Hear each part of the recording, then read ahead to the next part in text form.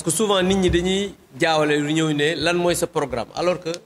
li ñu war a xam moom mooy assemblée nationale ci réew ku ci nekk surtout bu fekkee da nga ànd ak majorité da ngay xool li nga xamante ni moom mooy programme mu gouvernement bi nga xamante ni moom la majorité bi am yow mi nga xam ne yow yaay député nga xool na nga xamante ne nii booy représenter population yi nan ngay gën a fexe ba la nga xamante ni moom le président de la république maanaam exécutif bi yow nga nekk parlementaire ngeen bokk majorité nan nga koy mën a jàppale ba nga xamante ni di nga mën a dina mën a gën a impacter maanaam bu baax ci vie population yi. parce que bu ñu nee voté ay loi d'abord booy voté ay loi da ngay voté loi boo xamante ni dina am impact ci population yi moom loi boo xamante ni bu baax lay doon bu fekkee da ngay représenté moom mooy représentation bi ngay def ci réew mi fa nga koy représenté ci bitim réew ak fii nga xamante ni moo ci bi évaluer politique publique loolu moom mooy li nga xamante ni dañ koy teg comme politique par exemple ma jox benn exemple ñu ne CMU couverture maladie universelle est-ce que ni nga xamante ni moom la ko gouvernement tege nan nga war a mën a def ba nga xamante ne nii di nga mën a xool est-ce que li nga xamante ne nii moom mooy CMU est-ce que am na impact ci population bi damay joxe benn exemple parce que c'est important que nit ñi xam ko surtout par rapport à l'évaluation am na loo xamante ni ñu ngi ko doon wax wàllu inondation yi parce que actualité moo tax may wax ñu defoon benn mission parlementaire boo xam ne assemblée nationale dafa am pouvoir opposition ak non inscrit ñu dem xool ba xam la nga xamante ni gouvernement bi mooy 400 milliards yi ñu wax ne mooy plan décennal bi est-ce que ouvrage yi réalisé nañ ko est-ce que xaalis bi def nañ ko ci est-ce que li nga xamante ni mooy prévention bi gouvernement bi def na ko def nag benn càmbar boo xamante ni dafa am li nga xamante ni moom mooy rapport boo xam ne dañ koy déposer non seulement ci président de la République mais aussi dañuy woo ministres yi ak DG yi nga xamante ni auditionné nañ leen pendant la mission d'information pour ñu ñëw def benn plénière assemblée waxtaan boo xamante ni dañuy wax ak askan bi est-ce que la nga xamante ni moom la ñu jël pour askan wi est-ce que am na loolu dafa bokk ci mission yu gën a important ci mission wu député parce que député mënul ñëw rek par exemple mel ne président de la République nga ne man kat sama programme moom mooy dinaa def lii ci population nangam na déedéet parce que moom moo tax moo wax leen les 4 fonctions parce que souvent nit ñi dañuy jaxase ñëw daan ne lan mooy sa programme bi gën a am solo moom mooy est-ce que pare nga pour jëmmal population yi maanaam la représentation parce que ci biir représentation bi ci ngay voter ay lois yu baax ci ngay contrôler l'action du gouvernement ci ngay évaluer l'action les politiques publiques et je pense que ñun engagé wu nañ en tant que des parlementaires de Benno Bokk Yaakaar bis bu nga xamante ne nii jox nañ ñu baatu askan bi ñu représenter population bi dignement ba nga xamante ni lépp loo xam ne dafay impacter seeni vie muy ay loi yoo xam ne loi scélérate lañ koy tuddee duñu ko voter parce que tey damay joxe exemple mën nga bokk ci majorité ñu indi loi nga xam ne loi bi baaxul doo ko voter damay joxe exemple loi adoption internationale parce que adoption internationale gouvernement Macky Sall daf ko adopté indi ko assemblée nationale naam gouvernement bi ñoo amoon majorité mais dañu bañoon voter loi boobu delloo ko gouvernement bi parce que dañu ne adoption internationale dafa maanaam jël ay xale yoo xamante nii rek di leen adopté di leen yóbbu bitim réew ak yooyu te ñu gisoon ne dañu nekk ci ay trafic d'organes trafic d'êtres humains ñu ne ñun suñu réew mi dafa nekk réewu jullit réewu gëm parce que quand je ne réewu gëm mënuñu jël suñu doom yi rek di leen jël ñu leen di adopté parce que boo jëlee par exemple tey réew moo xam ne 95% musulmans la naam am na ay chrétiens ñu respecté leen mais nga jël ay xale boo xam ne par exemple musulman la nga adopté ko ak chrétien xam nga boobu mën naa dugg sax ci christianisme donc yooyu mu doon loo xamante ni daal dafa xawoon a lëndëm suñu xel ñu ne naam gouvernement bi moom moo def lii waaye dañuy delloo projet boobu ba fii may wax ak yow projet boobu kenn voté wu ko donc pour dire que c'est pas parce que da nga nekk majorité rek da ngay ñëw di indi li nga xamante ni mooy donc loolu daal bokk na ci li nga xamante ni moom mooy suñu programme boo xam ne war nañ ko mën a présenter population yi ñoo xam ne dëggal bi nga xamante ni dinañ ko dëggal askan wi ci lépp loo xamante ni loi buy impacter seen population la dinañu ko indi. dama gis ne te xam ne fii ñun waa Thiès li ñu gën a intéressé mooy chemin de fer te ñu gisoon ne chemin de fer pratiquement deewoon la première sortie que j'ai faite maa ngi ko def chemin de fer fii ñëw pour waxtaan ak population yi waxtaan ak waa chemin de fer muy ñi nga xam ne ay retraités lañu woon gis les travailleurs dem xool la direction jamono boobu reprendre guñu woon les 2 sociétés patrimoine ak il y avait encore les Canadiens ñoom ñoo fi nekkoon ñu nekk ci dem fa après nag continuer nag di liggéey boo xamante ne nii plaidoyer la au niveau de l'Assemblée nationale am na ci loo xam ne publiquement ñëpp gis nañ ko et liggéey ci ba nga xamante ni tey mën naa ne créé nañ li nga xamante ni mooy Société nationale des chemins de fer du Sénégal mu am ñu jëlaat cette souveraineté là parce que ñun dañu gëmoon ne li nga xamante ni mooy chemin de fer état daf ko war a amal boppam te tey ji gis nañ ne mi ngi avancé ba am na lu bëri loo xamante ni je pense que d'ici quelque temps dinañ ko donc loolu bokkoon na ci li nga xamante ni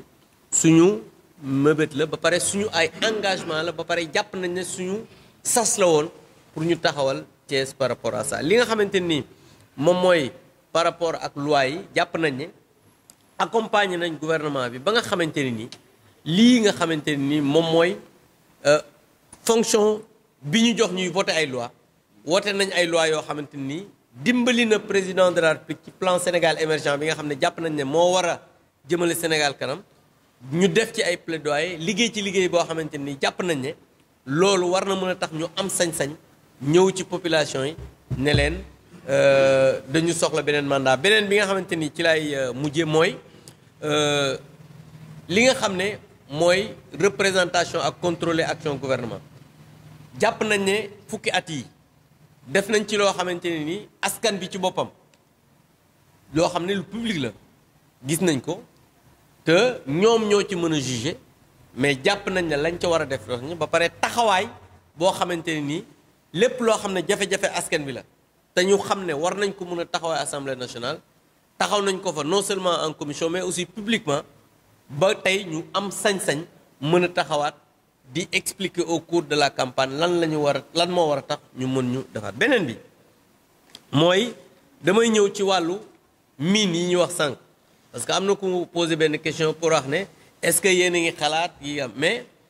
dama lay wax ne pour la première fois en Afrique ñu am réew boo xam ne am na gaz ak pétrole balaa ñuy defal loi bi ñu waxtaan ci ak askan bi yépp parce que boo seetloo si vous vous rappelez si président de la République dafa woote woon na fële ca Diamniadio couche sociale yépp ñu waxtaan pour la nga xamante ni génnagul sax maanaam pétrole bi ak gaz bi nan lañ ko war a séddalee ëllëg ba nga xamante ni voté nañ benn loi assemblée nationale buy distribuer li nga xamante ne ëllëg dinañu ko gagné ci ressources yooyu xam nga loolu moom mooy prévention boo xamante ni jàpp naa ne war nañ ko saluer parce que c'est une première parce que souvent dañuy gis ne ay pétrole ak gaz yooyu su génnee rek da ngay gis nit ñi commencé caxasee ko ba nga xamante ni kenn du xam fu mais même pour les générations futures am na part boo xamante ni bàyyi nañ ko ci pour que bu ñu indee ressources yooyu ñu mën a xam exactement ëllëg nan lañ koy utiliser te loolu jàpp naa ne bokk na ci li nga xamante ne ni ñun en tant que aspirant au parlement mooy ñun ñi ak ñi nga xam ne nekkoon nañ fi def nañ ko pour au niveau de l'Assemblée nationale par rapport au cumul fonction yi am na ku ko wax aussi am na loi boo xamante ni lijjanti na loolu bien que nag war nañ ko gën a càmbaraat parce que tey jii par exemple ñi nga xamante ni ay mandat électif kenn mënut a am ñetti mandat électif ñaar rek nga mën a am boo amee ñetti mandat électif da nga war a démissionner wala bu passé weer li loi bi wax dañ lay dindil la nga xamante ni mooy mandat bi nga mujjee am boo fàttalikoo ñoom Aïda Mbodj ñoom Ali Dembourou Sow ak yooyu ci leen leen jële woon ci ay président conseil régional donc je pense que président conseil départemental donc loolu am na loi boo xamante ni lijjanti na loolu et je pense que boo xoolee un peu li nga xamante ni moom mooy mbir yi am na problème accord de pêche yi wax nga ci léegi dafa am loo xam ne accord la maintenant nag li nga xamante ni moom mooy suivi gouvernement moom moo ko war a def mais loi bi nga xamante ni woote nañ ko au niveau de l'Assemblée nationale souvent dañuy wax ay accord de pêche mais nit ñi duñu xool exactement li nga xamante ni moo nekk ci loi bi mais accord de pêche yi du ci lépp dafa am ay yoo xamante ni par exemple meru thon ak leneen ñu ne am na accord ci nangam mais du lépp la ñu am accord dafa am accord yi dafa am loo xamante ni moom moo tax ñu ne lii mën nañ ko napp lii fii lañ ci mën a yem lala fële ma lañ ci mën a yem mais la ca des nag je pense que gouvernement bi moo war a def souvent ay évaluation pour xam exactement est-ce que lii nga xamante ni moom mooy loi yi ñu voté assemblée nationale est-ce que bokk na ak la nga xamante ni ñu ngi ko boo gisee souvent ñuy def ay arrimage de bateau wala ñuy fayloo jàpp ay bateau c'est parce que dañuy violer souvent les accords de pêche moo tax nga gis ñu ci indi ay amendes yu bari 30 milliards yooyu nga wax sax ëpp na ko parce que loolu c'est juste par rapport ak ay amendes mais ça n'a absolument rien à voir ak les retombées yi nga xamante ni mooy les projets sur les accords de pêche dina ko indi donc loolu souvent nit ñi dañuy jaxase un peu par rapport ak loolu donc loolu daal mooy li nga xam ne mën naa koo wax ci question yi en tout cas di wax ne ñun Benno Bokk Yaakaar suñu sacerdoce moom mooy am assemblée nationale boo xamante ni ëllëg dinañu voter ay lois yoo xamante ni dina am impact ci la vie sociale des populations parce que nag souvent dañuy wax ne maay député nangam dama bëgg a fàttali ne complexe waruñu ko am wax ne député majorité laa bokk parce que personne n'est tombé du ciel pour nekk député jóge ci asamaan si rek nekk député amul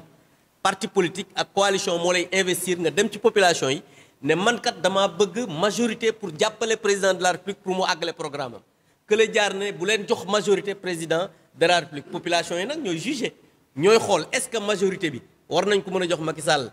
pour mu continuer est-ce que waruñu ko jox minorité population yi yii passé dañoo wóolu ne président de la république la ñu war a jox majorité moo tax waruñu am complexe di wax ne majorité laa bokk li bon moom mooy bokk majorité ba pare lu ñëw rek nga gëmm say bët wote ko déedéet ñun dañu nekk assemblée nekk majorité waaye bu ñëwee dañuy càmbar moom nekkoon na ministre des forces armées des fois mu ñëw ñu ne ko lii nga def nii baaxul wala seen troupe yi li ñuy lekk baaxul wala prison yi lii ak lii parce que jox naa leen benn exemple ñun bi ñuy ñëw 400 francs moom moo doon pécule journalier bu prisonnier tey jii dem na ba 1500 mais ñun ñoo ko xeex def assemblée nationale ba ñu yokk ko donc loolu bokk na ci li nga xamante ni moom mooy député noonu la war a taxawaay mais ay noo bokk ma majorité wala di daw loolu complexe la nit da ngay assumer say responsabilités parce que li xew France tey moom mooy ñoom ci seen bopp dem nañ wut majorité amuñu ko gis nga tey ji problème yi nga xamante ni moo fa am ñun jàpp nañ ne pour la stabilité du pays président de la République war na mën a am une majorité bu ko permettre li nga xamante ni moom la sumb ci réew mi mu mën ko àggale maa ngi ab julit la ñëpp xam nañ ne ab tijaan la parce que confrérie yi am na suñu diine ñun ñëpp di ay l'islam nanguwul homosexualité d'abord comme ni mu ko waxee président de la République wax na ko benn yoon ñaari yoon man personnellement député francophonie la au Canada 2014 boo duggee ci internet di nga ko gis position wu Sénégal ci wàllu góor jigéen dama ko wax mu leer maanaam nanguwuñ ko gëmuñu ko xalaatuñ ko te duñu ko mës a def au Canada beneen bi mooy assemblée nationale man personnellement bokk naa ci ñi nga xamante ni nii ñoom ñooy bureau bi nga xam ne rejeté woon nañ proposition de loi boobu parce que loolu il faut ñu leeral ko parce que souvent gisoon naa ñuy wax Abdou Mbow ñeneen ak ñeneen effectivement ci laa bokk bu doon tey encore loolu laay defaat parce que xamul tax en 1965 dañu am loi boo xamante ni du code pénal code de procédure pénale dafa condamné li ñuy xamante ni acte contre nature loolu tubaab la rek mais mooy wàllu góor jigéen condamné ko 1961 65 ñëw la loi de 65 ñëw àggale loolu ñi nga xam ne proposition de loi la ñu def